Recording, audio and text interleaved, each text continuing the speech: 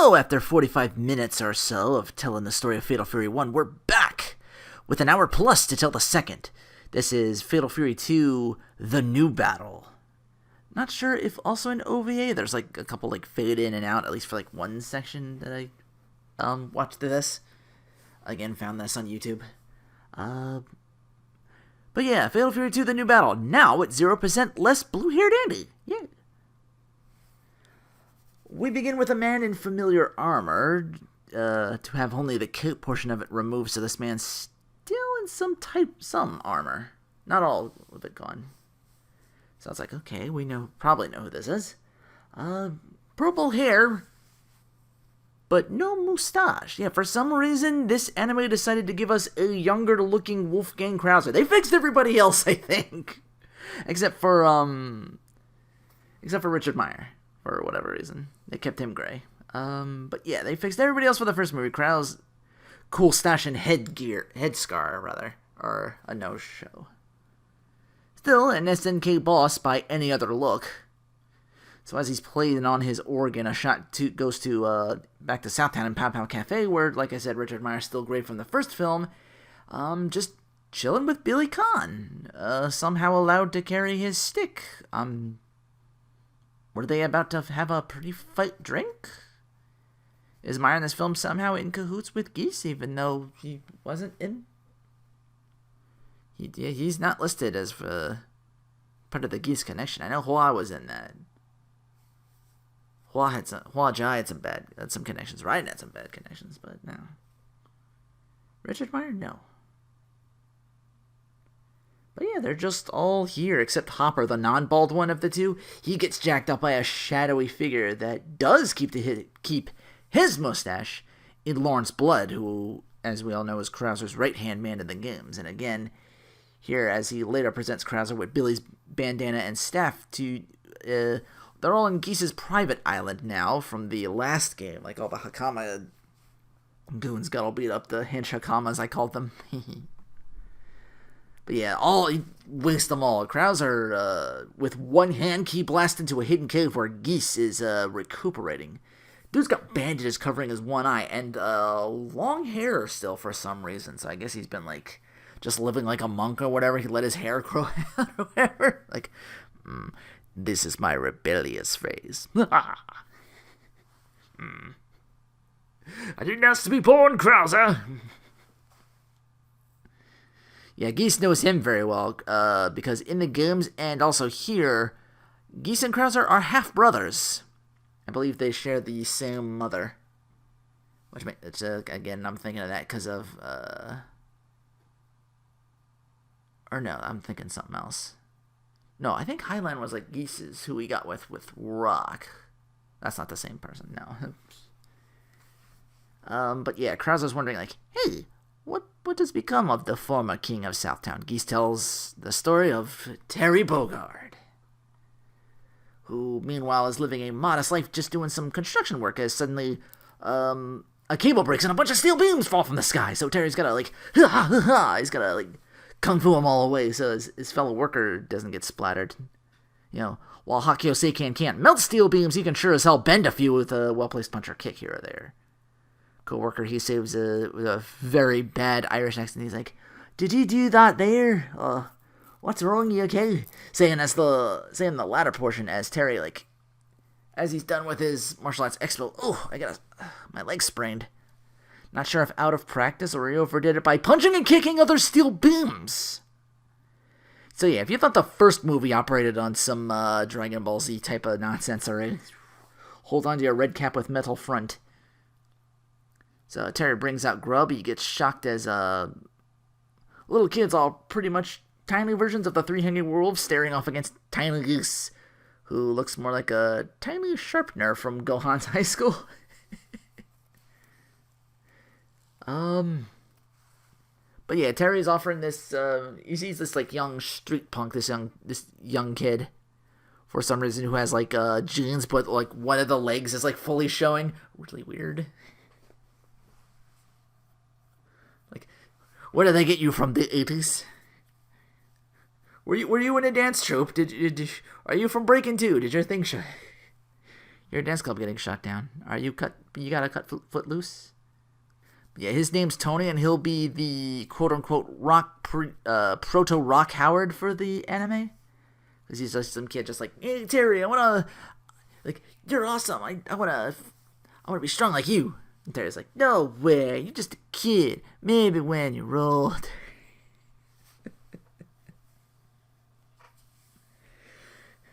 If I can reference, you gotta have blue hair in the first one. The second one, I can throw in the... Good question, Pan. But yeah, some reason the Tony takes offense because the kid dressed as Terry is husky.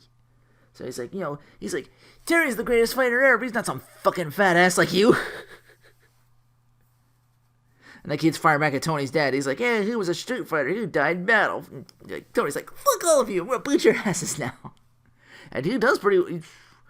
3-on-1 odds. The kid that looks like Mini Geese, he's like, no, I don't want none of this. He was just going to town on the fat kid, though, with Terry. Just booting the shit up. And the real Terry shows up. He's like, hey, no, don't do that. If you're strong, you shouldn't take it out on just anybody. You shouldn't fight it like people weaker than you are. You should, like, lord your strength like that.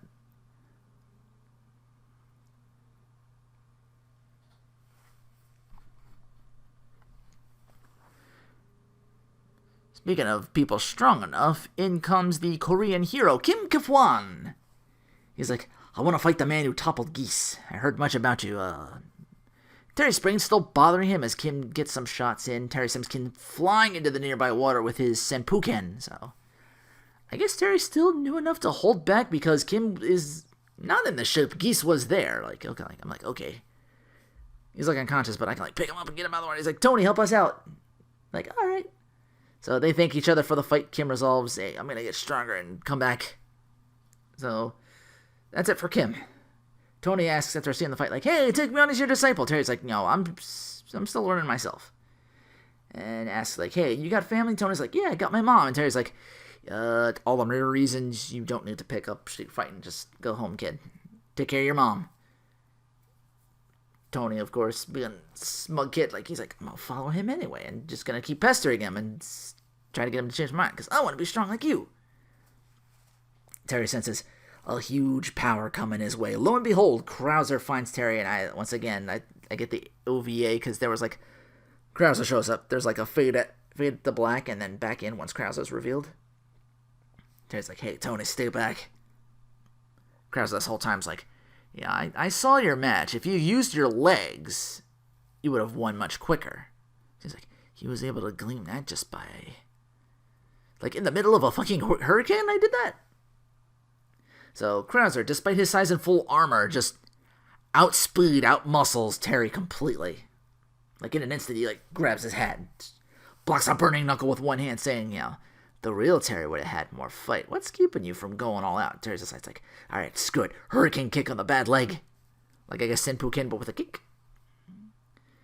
Krauser sees him powering up for the Senpuken, and I was like, oh yeah, I can do that too. So he just brushes Terry aside like nothing, sends him crashing into the alley walls. Tony tells him, like, hey, Terry's not 100% from his last fight, and that's the only way you won. Krauser's like, oh? That sounds cool. Get your shit together, meet me in Germany. I got a cool castle. See ya. We get a flashback of a kid trying to attack a man named Rudolph with a knife saying, you're the reason my mom died. Another kid beside this Rudolph fights him off, easily saying, oh, you must be Geese, my older half-brother. Yeah, this is a flashback to, Geese and Krauser. Like, when you learn to actually fight, come try again. And once again, I can't remember his name, but, the guy who does Kento of Hard Rock, he is all over the fucking place for this anime. Which is funny for a scene later. And unintentionally funny, but anyway, he's like young Geese, he's like, curse you to hell, Rudolph Krauser! I'm over exaggerating, but For some reason, yeah, Geese is growing his hair out when that flashback ends, and Geese gets word like, hey, Terry, you got jacked up by Krauser, and Geese is like, interesting. I guess he thought he was going to win or something like that. I was like, oh, let me set you two against each other, and I'll fight whoever comes out on top. That's what I think Geese's plan originally was. Speaking of Terry, he awakens from a nightmare of being, like, killed by Krauser, like, hand-to-head, squeesh, like a grape. So he's like, he's in Tony's house. His mom was taking care of him. She's like, yo, you've been out for 3 days, you know. Like, hey, don't you fucking tempt my son. My husband went to be a street fighter and he's dead now, so Tony has to, like, work for me. And he's all like, and Terry's like, oh, yeah, okay, sure. He'll leave town while Tony's shining shoes somewhere. He's like, hey, I want to come along with you, Terry. And Terry's like, no.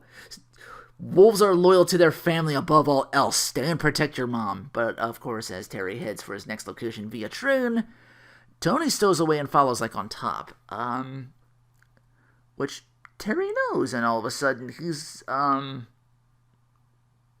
the train, there's, like, a bottle of bourbon. And it's, like, 25% full at the time he gets off of there, so, yo, Krauser kicks his ass, and now Terry's, devolved into booze hound, and he's like gets punched out by a bald guy later on alongside holy cameo appearance Dweebenheimer. You know, Fatal Fury special. Ow. Fatal Fury special may have given us Ryo Sakazaki, but here's Terry being roughed up by the Neo Black Cats, the gang that Jack Turner from Art of Fighting 1 and 2, the leader of. I'm serious, that's fucking him. So, interesting. Tony finds Terry again. He's like, hey, come on, you just gotta pull your... You gotta get it together, man. Tell him what Krauser said. And Terry's like, nah, I can't beat him. I'll never win. And he takes, like, all these cool cut-off gloves. I'm like, oh, not the gloves. But announced of, quote-unquote, Soust Town, Terry Bogard. It's time for what we all came to see. Side button boob time with Mai Too Hot for Mai Shiranui. The fan services team here, I've seen the motion picture I'm more familiar with, which I'll get to next week. But it's pretty tame in comparison to that, I'm just gonna say. But still some you get some side boob, you get your boob window and all that because Mai Shiranui.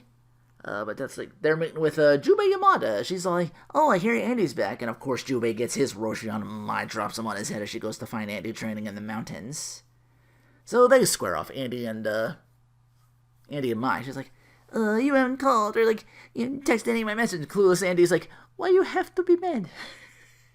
You go away for a year without telling your fiance, how could you? And like, what? I don't remember. I see you don't have a lifeguard on this waterfall. We're not at the beach, this is my training. I don't know why I even brought that up just now. Just same type of energy, like that level of like, what? Why are you so upset? What's going on? I don't even know. Men, we don't know what we did. And for some reason, hey, Joe Higashi shows up. I guess he's followed Andy to Japan. He's here to be exposition. He's like, yo, your brother got his ass kicked, and now he's going underground. Which Andy severely upsets him enough to just like one hand blast away behind attack from Mai. Word does travel fast about Krauser. Jubei tells the tale like he sets even further exposition like, you know, the Krausers have served as bodyguards and escorts to the highest nobility of Europe. When they go abroad, the Krausers get contacted from their base in Stroheim Castle. Truth may be, it's possible the Krausers are the rulers, not the go-to guys to protect them, you know. Their strength have even gone so far as to overthrow governments, be an instigator of wars. The head of Stroheim often referred to as the Emperor of Darkness. And Wolfgang might be the strongest. It's said at age 16, he attained it by fighting his father, killing him in cold blood. This is further shown by Krauser more flashbacks with him doing such. Krauser's like, I I grant myself one day every year in not really grieving anymore, but like remembering what he's done. But yeah, we see a flashback, him getting battered by his dad, and he's like, you need to become stronger than anybody. So yeah, the Stroheims are Saiyans in this, I guess. Like, you got to be stronger than everyone. I'm stronger now, father. But with, it's more German accents, and yeah, it's Paul Dobson, good shit. Jubei even knows, like, hey, Geese fears this guy. Joe, Andy, don't be stupid and fight this guy. So of course Andy's like, not learning from the last movie he was in, tries to go off.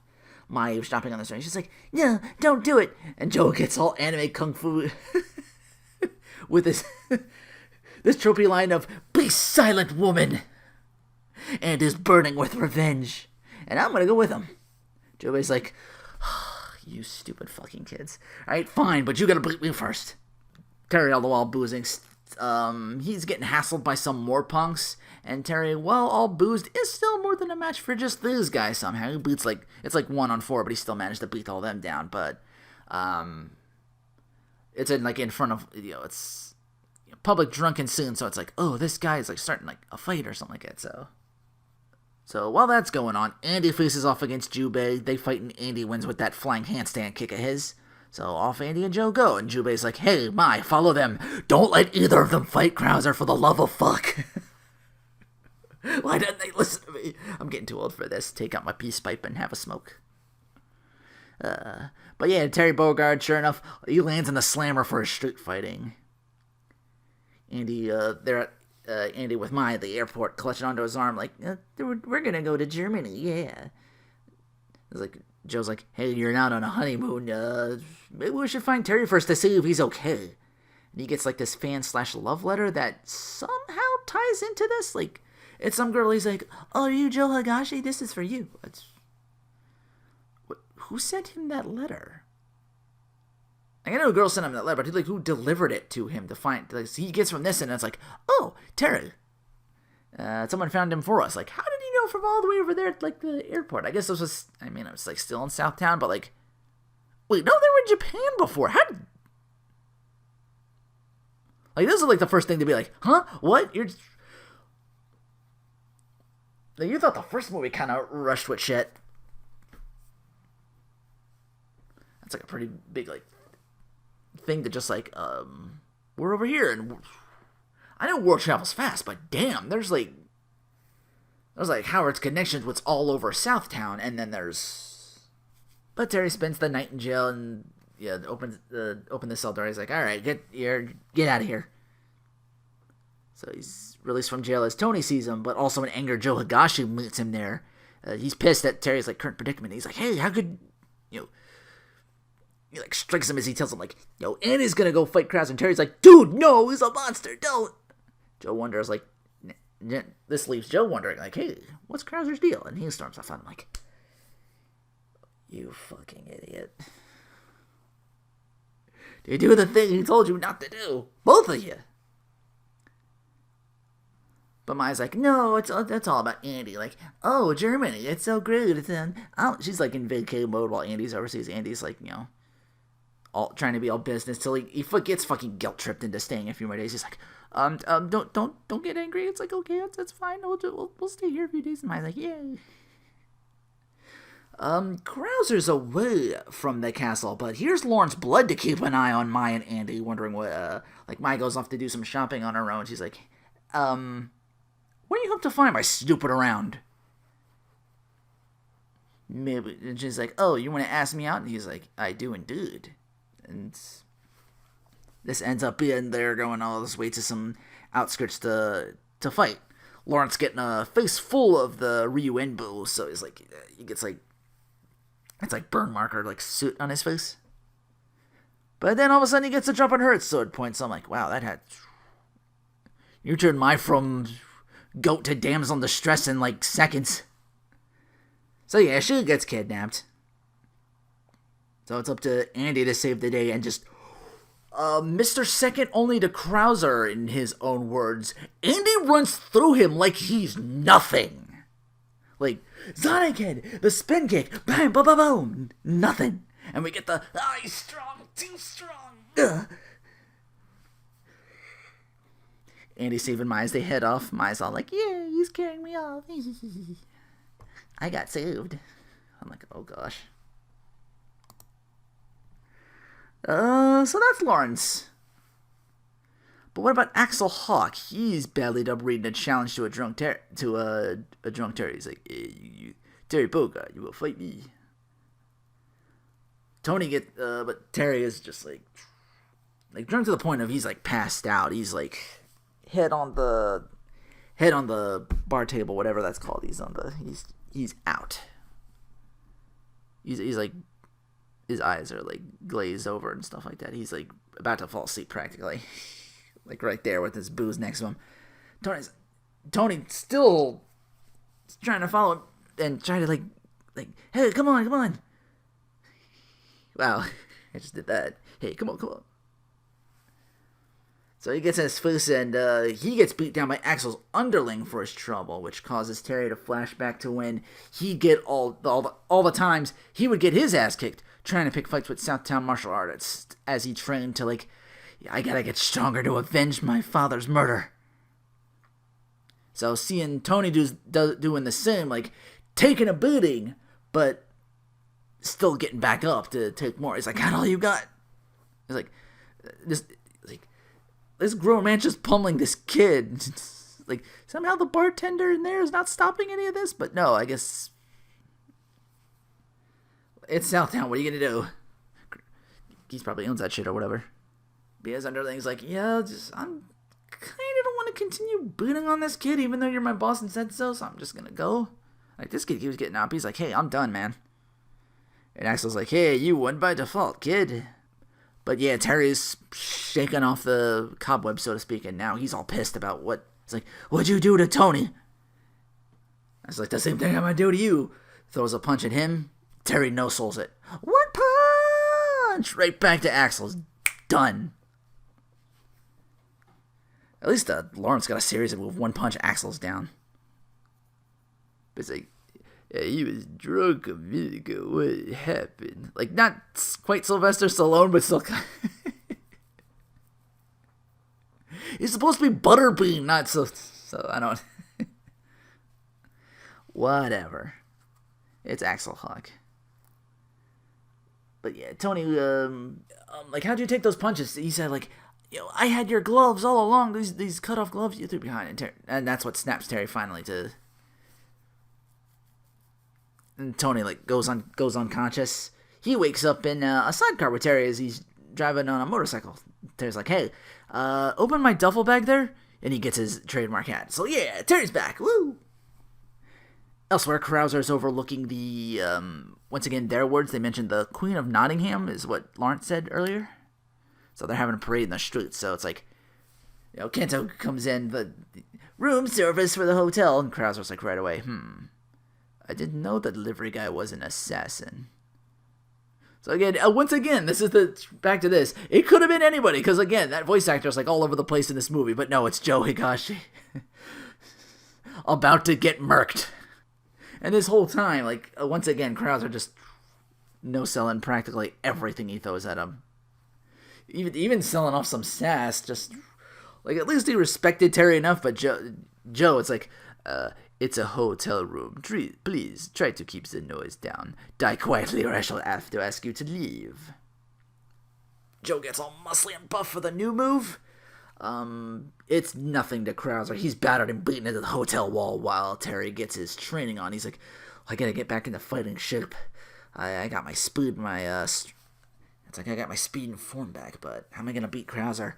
And, he's off the booze. Now all of a sudden he's fucking seeing ghosts. Like, apparently Hakio Seiken is like midichlorian shit in it or something. Because he sees like it's like blue light, and it's like, oh, it's Lily. And she's like, hey, don't fight. If I lived, you wouldn't need to.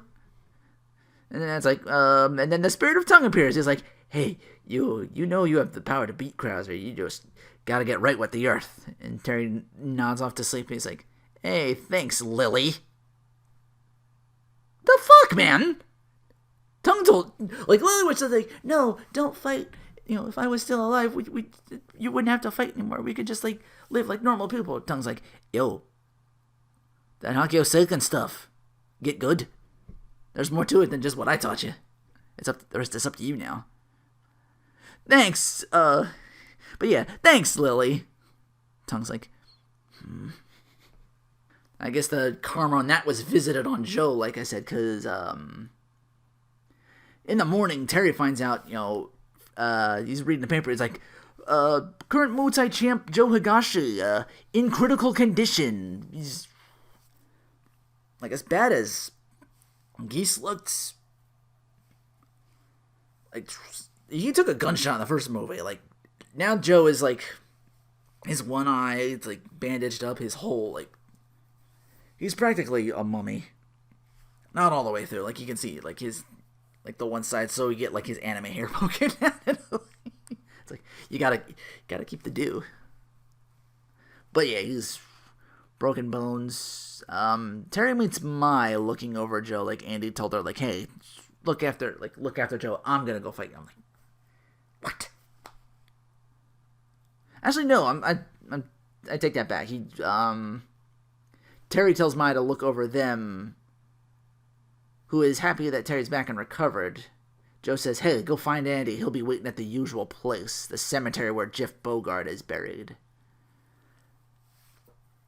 By the way, for some reason, like, in the hospital, like, it's in it a couple times, like, with, like, my fan service, but you would think in a hospital, like, but no, she has, like, one of those, like, I don't know what it's called, it's, like, a form-fitting, like, dress or something like that, but it's, like, unbuttoned, so you see, like, her, like, a bustier or something like that. I'm like, woman, Andy ain't even here anymore. Calm your tits and put them back in.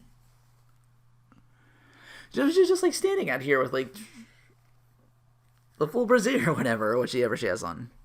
But once again, we even got into, like, fan service. That's motion picture, and good lord. They took her from, like, a respectable size to, like, gag boobs.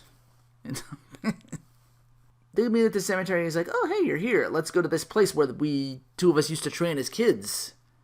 Both deciding, hey, we will fight as hungry wolves, ruthless with everything we've got. So they go back and forth. Andy's about to go in until Terry unleashes a blue wave along the ground that just swoops away Andy completely. Now he thanks Andy like, hey, thanks for helping me find this technique. Andy's like, I thought I'd finally best you, but you're the only one that can beat Krauser. Meanwhile, in Germany, Krauser saying to his butler, like, I dreamt of my father. He was going to say something to me, but I woke up. His little teacup that he's drinking suddenly breaks in half, which is, of course, is anime for, hey, shit's gonna go down. So he's like, I'll be at the main hall. Any guests show up, show 'em in. And Terry White Tony's still on the motorcycle. I'm sure off screen there had to be a plane somewhere among that, but I just have this mental image of, like, Terry on the bike from USA, like, maybe getting on a train, like, okay, now I gotta get to Germany. He's just, like, driving along the water somehow, like, crossing seas with this motorcycle. It's like, hey, we're treading water. Power waves! And just blowing out of the water. We need a speedboat, and he just burn knuckles all the way through.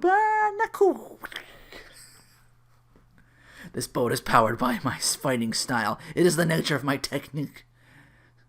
Tongue will be like, that's not what I told you, what I meant when you said get into Earth, but whatever. Get in touch with the spirit of the Earth. Thanks, Lily. I'm never gonna... That pissed me off a little bit. It's more than should have. But thanks, Lily. Tongue told you the fucking Earth thing. Sorry, I keep harping over that, but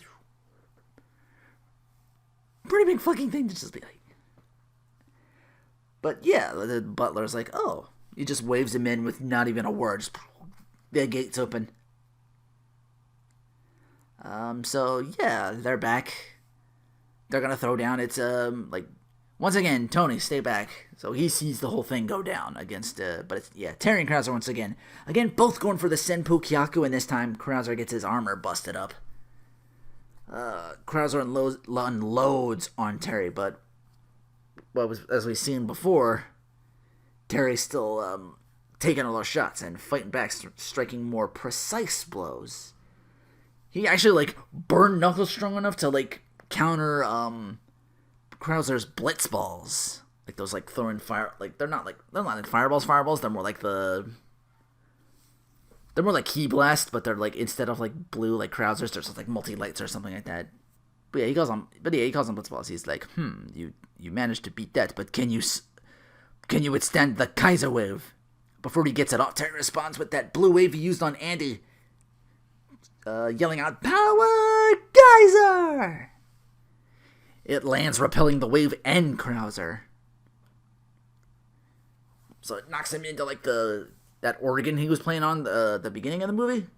But he gets up. He's no armor now. He's shirtless, and Krauser's fight boner is erect. He's like, I got a good fight on my hands, so I'm going in as long as I can relish it. So now they're just throwing fucking hands, neither one giving up until Terry blocks one of Krauser's attacks. Bam, bam, bam, bam. He hits him like 3 or 4 times in the chest. And this is enough to fell Krauser. And he's like, oh, okay. Looks like you won. I've had my fun. Gonna go fall off this cliff now and die. Yeah, he can't live with being beaten. So he throws himself off the castle wall situated on a cliff. Word again travels as Geese finds out about Krauser's demise. He rips off the bandage and cackles. I guess he doesn't have Krauser to fear anymore. More on Geese later. Again, I keep harping back to the motion picture just because I've seen that a bunch of times. But anyway, Tony, who's seen the whole fight go down, he's in shock. He's like, holy shit, that was like violent. And Terry's like, yeah, fighting's fucking violent. It sometimes leads to shit like this. Like, I was like respecting this guy as a fighter in a way. Like, I didn't want revenge for this guy or anything. Like, but just to see him go, I was like, Terry is clearly upset by this. Like, you didn't like try to reach out and like grab his hand or anything, but he's like, Krauser, no! He's like, but yeah, fighting leads to sorrow. Get your ass home and take care of Mom. So he promises to do so. He drives it back. He's like, oh, I came with a train ticket. So again, I guess they used a train to get. So he had the motorcycle. Like all this time, does that go in like a plane compartment? So I don't think so. He would have had to get another motorcycle. But no, he's got the same one. So somehow he made a return trip with it now. So he goes from there to he gets the paper, goes to that's the paper. He gets to the hospital. Then that's when he goes to Germany on the motorcycle. Like he doesn't have he does have I guess identical, like it wouldn't be like the one suit or jacket or anything like that. I don't know. I mean, if Kenshiro can get like multiple whatchamacallits, maybe that's what we're operating on, I guess. But clothes is one thing. Motorcycles, I mean, I know I'm getting into semantics overworld where we throw like giant like blight balls at each other, but in the end, Mark Hildreth, he gets a second chance at that okay to end the movie. Really good, much better.